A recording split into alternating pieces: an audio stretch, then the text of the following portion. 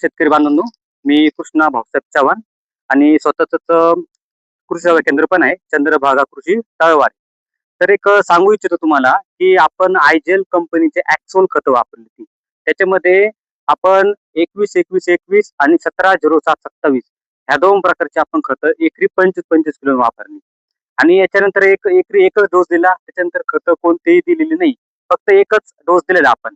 तर आपण आज कांदा हार्वेस्टिंग केलेलं आहे.